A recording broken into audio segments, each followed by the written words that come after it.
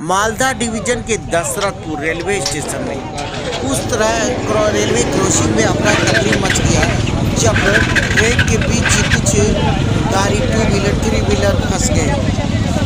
हुआ यूँ हादसा कि दशरथपुर क्रॉसिंग के एक खंभा जो है खड़ा हो गया, दूसरा खंभा खड़ा नहीं हो पा रहा था। इसी कारण ट्रैक के बीच में गाड़ियां आ गई और गाड़ी आ जाने के बाद बहुत सारी परेशानी होने लगी।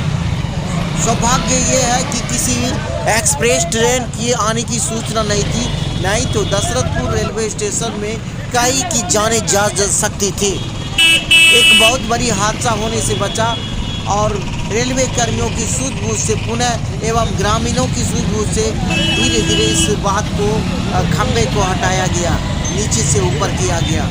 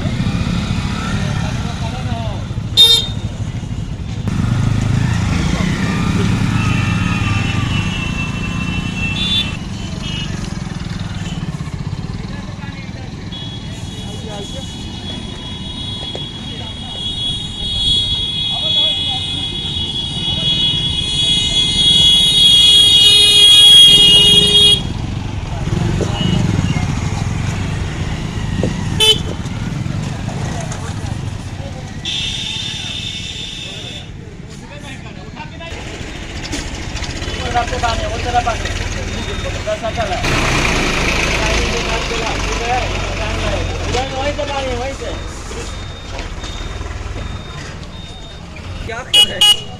कोई नहीं जाए जाओ मेरे उस समय जाना चाहिए।